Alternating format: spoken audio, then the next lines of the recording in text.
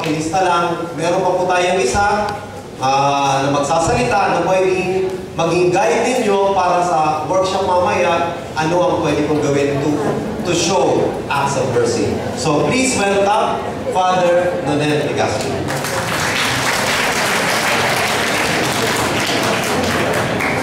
Hello! Hi! Titignan ko kayo title ng akin ko. Ngayon ko lang nalaman. New acts of mercy according to the present needs of the people. Ayan. Ako po si Father Nonel. Ang palayo ko po ay Ambrosio Nonato. Meron, gusto kong malaman, meron ba ditong may blind ba dito? May isang ba kayo blind? Meron? Half blind? Saan? Wala?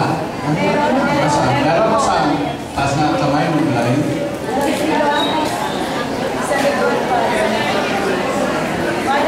There. Oh, yan. Pati na lang. Meron, no? May deaf.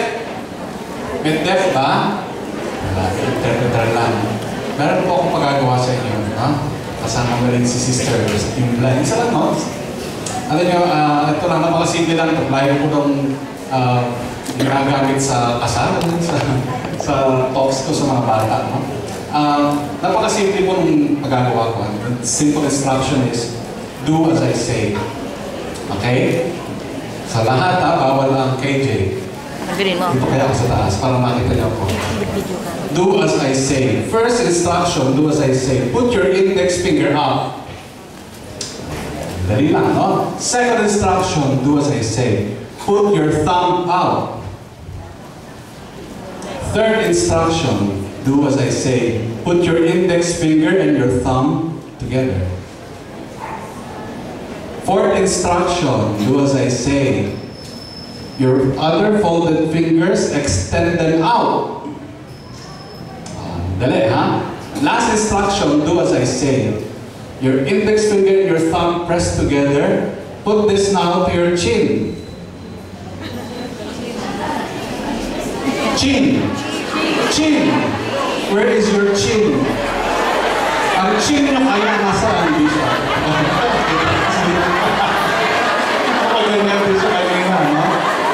Oh yeah, naisa ko kayo lahat. Palapakan nyo may sarili ninyo. Bakit kayo gumanon? You are not following my instruction. Hindi ko sinabing do as I do. Pero bakit niyo ako sinusundan lang? You are not listening. Ayan po, ating homily sa Sunday. Bukal mamaya. The God the Father spoke, no, sa Transfiguration. Hindi niya sinabing, this is my beloved Son, love Him. Hindi kaya niya sinabi nun. Ano sinabi niya? Listen to Him. Why is that? Because that is the first condition of loving. You cannot love without listening. That's very important.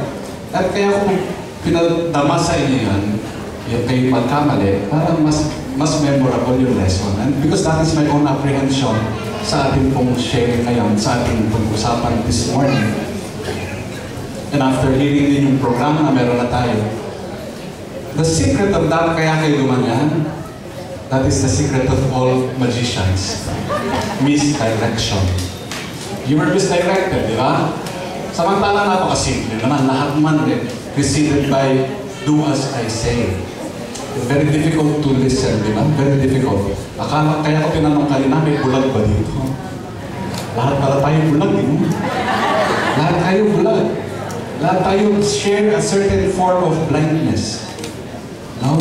And that is connected with our lack of listening stance. And the reason I invited you to experience it is because ang apprehension ko, after all this, we might be misdirected. We have things to do. But we forget the most important thing. Now, Pope Francis, in many of his fervorinos, mga homilies niya, nasa daily homilies niya, palagi niya nababanggit yung salitang encounter. And at a certain time, he was saying, let us create a culture of encounter. And that is our own misdirection dito. Baka mamaya, it's very easy to just organize programs, projects. We reach out to people, serving them, servicing them. using our hands. But sometimes, half-heartedly, nababagit na rin kanina sa talk ni Monsignor Raniada, we don't have our head and our heart there. Just our hands. There are two types of relationships. The first is the functional type. We can be very functional. Di ba sa gagawin natin, no? Feeding program, visit to the this and that. No, pero that is very, very scary for the person there. I had this experience when I was a new priest, and my ministry had always been the deaf, no? People with that particular disability. And it has meron akong personal na passion for it also. I was told when we were in the Archdiocese of Manila na ang dami na mga deaf na Catholics ang napupunta sa Green Hills Church, Christian Fellowship. Now with Gary Valenciano and the rest, may mga artista pa ron. And sabi ko, pambihira naman, bakit gano'n ang nangyayari? And I started, in one particular weekend, I started visiting. Nasa seminary pa kasi ako na naka-assign. So, I had the time to go and visit this Green Hills church. And I entered a big auditorium. Ang dilim kasi merong show every Sunday. At yung mga deaf pala, they get to perform on stage, acting out the gospel. And then, nandun din, kasama nila yung mga artista na nanonood din sa kanila. I was there seated at the back. It was very dark naman din. So sabi ko, wow, very good ito. Hindi ako mapapansin. Gusto ko lang mag-observe. Kasi madali lang makita kung nasa yung deaf. They always have an interpreter in front. And then you follow the interpreter, nandun sa harapan niya, definitely yung deaf. Nung mag-lights on na, alam niyo po, meron dalawang naka-nose ears na kurba, lumapit sa akin. Natakot ako, baka palayasin ako. Sabi niya, "Brother, welcome. Where are you from?" Alam mo, all of a sudden, I felt special. Pari na ako niyan. Ilang taon na akong priest. I felt special. Because someone even noticed that I am a newcomer. In our churches, ang unang mong gagawin, napansin ko, ang unang mong gagawin, pag pumasok ka ng simbahan, pag papasok nyo ng mga parish churches, hahanapin mo kung nasa yung electric fan. At doon ka uupo every Sunday. Masama ang sama ang tingin mo kapag binaho na sa'yo doon, di ba? Pagkatapos, nandiyan na, sa kasawiyang palad, nakaka-appendectomy ka, namastectomy na, siguro, tapos, alam mo yun, nag-treatment ka pa sa tuberculosis. Pagbalik mo siguro after a year, doon ka pa rin umupo, wala man lang naka-miss sa'yo. Wala nakapansin na wala ka.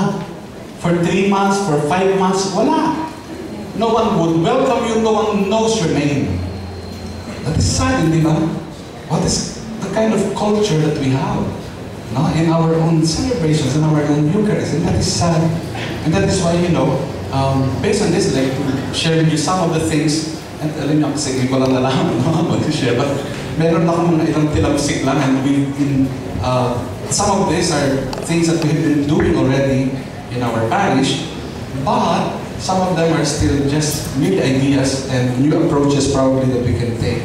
So, isa sa mga needs siguro is, so, these are definitely related to our celebration of the year of the Eucharist, family, and mercy.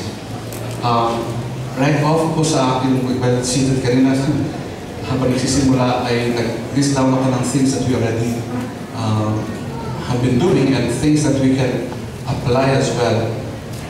In regards to our encounter, our creating a culture of encounter. I had this experience. I entered one diner. Gusto ko lang mag-CR, at para kasi nung pumapasok ako, ay sundan ako ng tingin ng guard. So, kunyari, napabili tuloy ako ng Coke Zero, para lang magpunta ng counter para may bibilin. Pero gusto ko lang talaga mag-CR. Sabi ko, mapagaya ko na lang ulit, mamaya.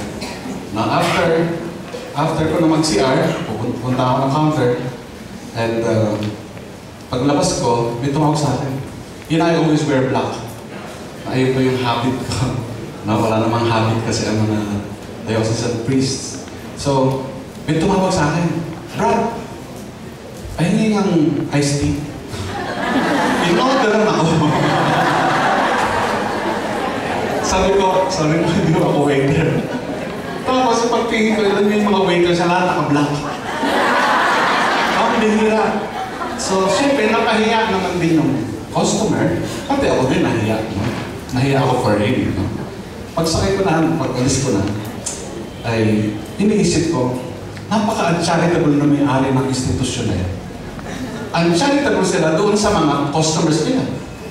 They don't make their own servants or their waiters easily identifiable.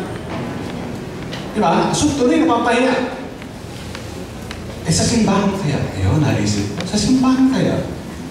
Dumating po ang mga bagyo, no? Meron kami mga relief operations and fighter for it of nandun ang pangako. Meron ako nakutusan one time, ito dali ko ito kay Father, ha? Father, ano pong itsura ni Father? Ano pong pangalan? Ganito, hanapin mo lang itong pangalan. Itong tao ito. Tumawag sa akin, hindi ko makita. Ano po itsura? Kasi dami ng tao, di ba? Basta yung mataba, nakalbo. Ang hirap ma-identify.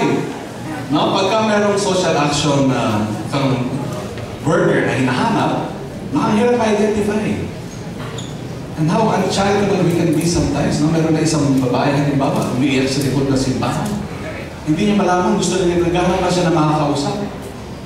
No? Pagpasok niya ng simbahan, bagamat ang daming tao doon, nagwawalis, meron kung sino nandiyan sa altar, no one is identifiable as a servant. That is sad. And so, you know what we do, what sa vicariate po namin, sa Inanalupang Pangako, we invite people, church servants, to wear IDs. Big IDs, back and front, na may pangalan. So that you're wearing this, kahit sino, no, you're inviting people, approach us and help you, we are going to give you help. That is one way of breaking the barrier of anonymity. When Christ offered His life for us, it was not anonymous. Now, don't be anonymous as a servant of God. That, I think, is a very important mission here. No? When sheltering the homeless, no, ang dami po sa ating mga Catholics ang naging victim na ng being judgmental ng fellow Catholics. For example, you know, meron tayo mga phrases like, living in sin kasi kayo. Hindi kayo kasal sa simbahan. Pero Catholics, di ba? So, sino nagsabing wala kang kasalanan and judge people by labeling them as couple living in sin? Now, let us stop this. In fact, ito naman yung gusto nating alisin, di ba? Pero not only that, no, when they are in church, siguro they feel hindi na ito yung home natin. Excommunicated tayo. Ganun. Now, I think I read through a particular tradition of the church. Actually, this came from also the encyclical Ecclesia de Eucharistia in April 2003, no, by Saint John Paul II, and encouraging the practice of spiritual communion. We have not retrieved this yet. This is an ancient practice. Ano po itong spiritual communion? Sabi ni St. Thomas Aquinas, it is an ardent desire to receive Jesus in the most holy sacrament and lovingly embrace Him at a time or circumstances when we cannot receive Him in sacramental communion. Ano pong punto itong practice na ito? You know, in abroad or even in some places here in Manila, no? Ang mga bata halimbawa na hindi pa nakapag-first communion, they can queue up for communion. But they cross their arms like this. Pagkatapos they bow their heads, and then the priest would bless them. That is spiritual communion. There is a desire for this person eagerly to receive Jesus sacramentally. Pero that is not possible yet. So kailangan tawag doon, spiritual communion. I think this is also applicable for those who are Catholics, but because they are still in irregular relationships, they should in fact, approach the Holy Communion, queue up for line, queue up for the reception, and just cross their arms, and the priest would bless them. Because that is a very important approach, no? One way of indicating kay God na, no, I am not separating myself from the church, because this is my family, this is my home. That is one way that tayo in the church, this institutional church, can invite the Catholics once again. In 2013, there was the survey conducted, and kung ilan ang Catholics. There was a time when we were yet kids, di ba? Yung alam natin po yung percentage. We are 89%, ilan ba? 85%, no? The most we had na Catholic in the Philippines. Alam niyo ba, noong 2013, before that, we were around 80%. Noong 2013, 79% na lang. At ilang porsyento po nagsisimba? Hindi naman 10%. Nakakatakot naman talaga yun. Pero, alam niyo kung ilang percent? According to the 2013 study, 37% ng Catholics. Ang sabi din ng survey, 9.2% ng mga Catholics na yan already are contemplating leaving the Catholic Church. In 2010, there were 1.2 million Catholics with disabilities. Noong pong 2013, we tried in our NPOWER, in our Office for Persons with Disabilities in the Diocese, to survey in collaboration with the Archdiocese of Manila, kung ilang dioceses ang merong program for persons with disabilities. Kasi ang dami ng 1.2 na Catholics na persons with disabilities. Alam niyo kung ilan ang lumabas? 3. Out of the 82 or 86 dioceses na kasama po military brigade, 3 lang ang Manila, because we started it, Novaliches, and Laguna, I think, no? Ang bihira, sabi ko, ano nangyari doon sa mga batang bininyagan natin, no? Na may kapansanan, did we ever care about them? Did we ever ask, kamusta na ba yung bininyagan ko? Ano ba siya? Okay ba siya? Healthy ba siya? Buhay pa ba siya?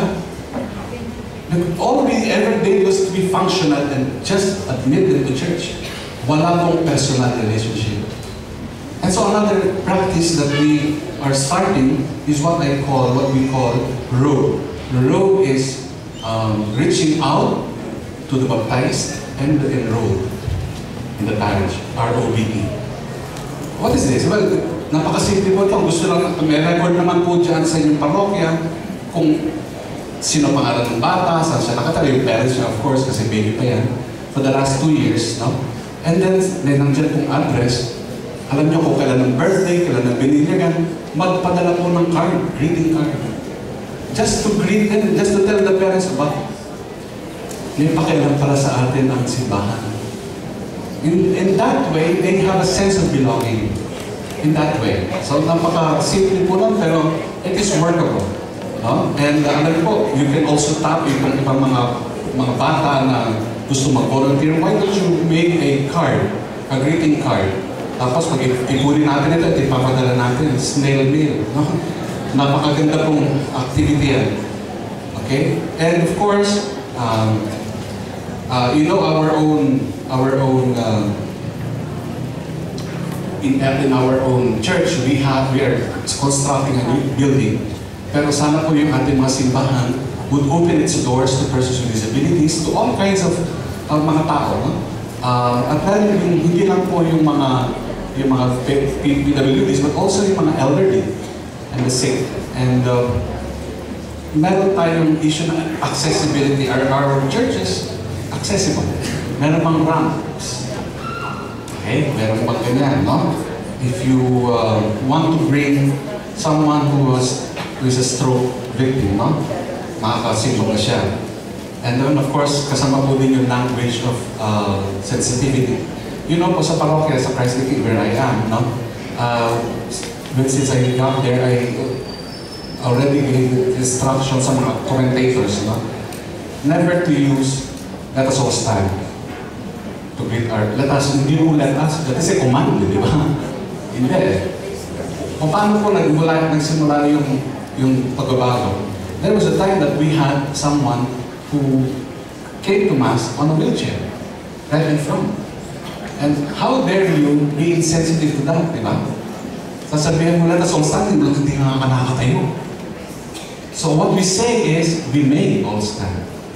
We may rise. We may sit. Ganun po, no? That is sensitive. Language sensitivity is very important. Okay? And we are, hindi naman tayo pupunta dun sa sensitivity ng gender, no? Hindi na po kasama yan. Pero napaka-importante, baka may mag-react, di ba? Bakit tinatawag ang God the Father na Father? No? Wala naman siyang gender. Hindi po yan, no? That is different. But we are doing things also that we can create a culture encounter with all the rest of mga parishioners natin, young, old, rich, or poor. No? Meron din tayong other external markers of belongingness. You know, in our vicariate, we have produced a sticker, no? A sticker of the vicariate, our own logo, no? And we give this out to all the Catholic homes. Para alam niyo po, pag nakita ng the Father, no? Siya nag-bless, siya mapasya, siya naglalakad sa kanyang barangay, nakita niya yung bahay, madali nga na-identify, this is a Catholic home. No? Kung meron pong Jehovah's Witness, nagpag-alaga at kakatok sa bahay niya, magdadalawang isip siya. Di ba? But that is one way of you know, having the homes, the families, have a sense of belonging. We belong together. No? Other external markers, you know, in January this year, we had in our parish launched this white band. No? At ito po, ang white stands for with Him in the Eucharist. It is an external sign at least that itong tao, itong Catholic, this is a Catholic. You know, pagdating po kasi ng Ash Wednesday, no? Doon tayo nakakaroon ng external sign, no? Putik pa sa mukha natin, no? Tuminsan magugulat ka, itong kapitbahay natin, Katoliko pala ito. No? Ganito pala yan. Bakit palaging ganito? Bakit lasinggero yan? All of a sudden, no? Nakikita yung identity natin. Pero there is one way too that we can encourage people to wear, as it were, their faith on their sleeves. No? That is one particular external marker that we can use. No? And you know, we are encouraging also na sana magkaroon tayo sa itong mga kanya-kanyang parokya ng small parang sharing groups. We already opened this idea sa mga pare and in our group. Hindi ko lang dito natatakal pa sa community, sa clergy meeting. Pero there is a need for us, kami mga pare, sana kayo din, no? Magkaroon kayo ng ganitong need, maramdaman ninyo, na palalimin yung faith simply by having a time where you can share your faith experiences and you can learn from others. Why is this? Kasi this is, our faith is story-shaped. Napagin na rin yan in one way or the other. Our faith is shaped by stories. If I ask you, kwento mga sa akin, paano naging Ambrosio ang pangalan mo? Kanino ba nang galing yung Procopio na yan? Kanino ba kinuha yan? Kwento palagi yan. All the more, if we ask you to talk about the mercy of God, how you experience it. I am also in charge po, no? Together with Minnie, who is here. Minnie de Luna. Sa ating pong social communications. And we have sa ating pong website, Encounters of Mercy. No? You will be reading kwentos, stories that will touch you. It is because of the stories of the gospel, the story of our own Lord Jesus, that our own lives are shaped by this story, the greatest story ever told. So, sana po ay magkaroon tayo ng ganong window, opportunity, not only among the lay, no, but also an appeal sa mga pare. Meron na nga, nabanggit ko na po yun na sa presbyteral meeting. Meron na pong ako nakausap dito po sa isang building dito sa katapat ng The Rock, dito sa Don Antonio. The top floor can be used by the priest for our once a month sharing. No?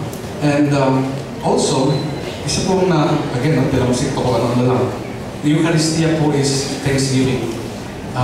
Totoo po, napagay po kanina ng Monsignor, meron tayong baon, palabas. We have a mission. But let us not forget that meron tayong assignment.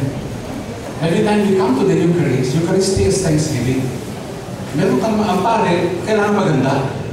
Ayun yung assignment niya. Kaya hindi niyo kailangan maganda ng homily or ng lecturette.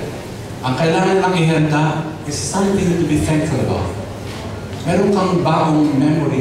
Only a person who remembers has the capacity to be thankful.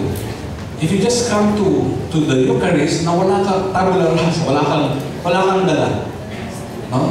Hindi mo ginawa yung assignment mo. Sayang naman. Kasi Thanksgiving ito, why are you thanking God for this week?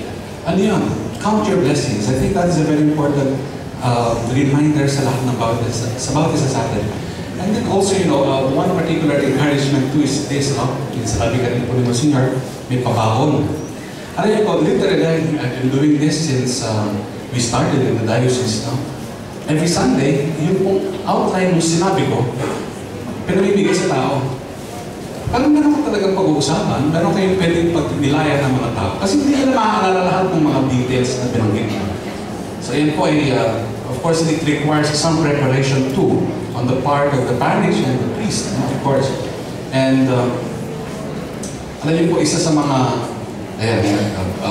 the corporalis of the bury the dead, pray for the living, for the dead, no? Meron pong sa parokya namin, we have what we call the burial emergency assistance money, BIM. This is secret fund that we created when one particular family nangailangan ito. But this is definitely an emergency burial fund that we can give as an assistance do sa ating mga membro ng community na nagkakaroon ng going through some financial difficulties burying their dead. So, that is one idea. Nabanggit na rin naman yan sa kanina.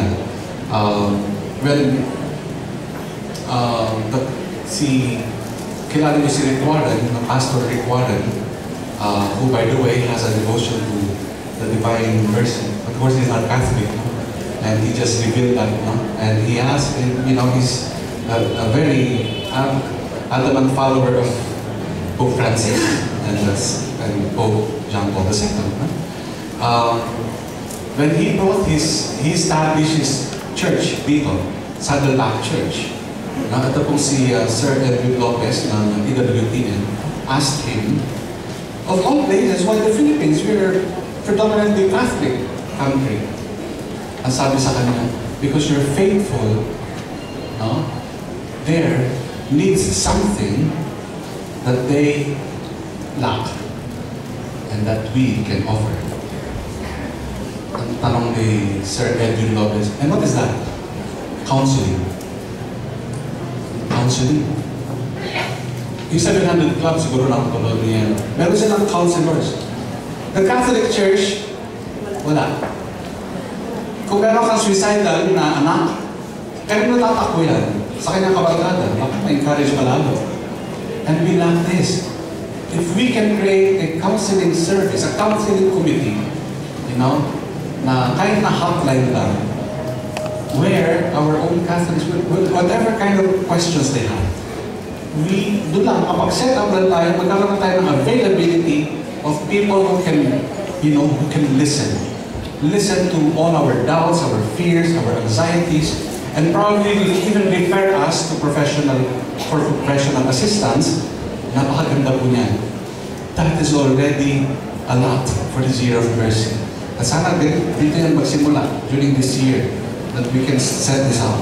And then of course, alam niyo po, in our way of praying for the dead, maganda pong practice if we can, lahat po ng mga nagpamisa ng November 1, nandiyan naman yan, na-encode naman yan, no? Ipaskill ko ninyo sa isang tarpaulin, apat kami, meron kaming 4 na tarps. All the names of the dearly departed that you pray for. So that we call this the memorial walls. So all year round, you remember them. You remember them not in your prayers and in your masses. No? That is one way we can truly take this seriously. No? And ayan na po ang, alam niyo po, isa pang pambihira pong kalagayan ngayon, napaka-active po ng mga free thinkers. They call themselves free thinkers. They are people who are atheists. Hindi lang sila atheists, no? This the new atheism around us now is marked by postmodernism and secularism. Of course, napakita kanina. Pero hindi lang yan, they attack our belief system. They attack religion. No? And this is sad. Not knowing na itong mga free thinkers na ito, they come from Catholic universities. They come from, our own families too, the very Christian Catholic. And now they don't believe in God. They just simply don't have any reason to believe in God. But not only that, they attack our faith system. So isang paraan siguro para po makatulong tayo sa mga taong ignorante, sa mga taong hindi rin nakakaalam pa about the faith, is mag-schedule tayo at least once a week, no? Or once every 2 weeks ng what I call katok. Katok is katolikong talakayan, kwentuhan. Katok. Katolikong talakayan about faith. Kaya magtanong natin about ano bang narinig mong tanong ng Jehovah's Witness nung kumatok sila sa iyo. Yung objection ng anak mong born-again Christian, umati ng Victory Church. At ito po, pwede natin ito pag-usapan, talakayin, at magkwentuhan tayo about our faith. I think this will definitely enliven our Catholic faith and deepen our love for God.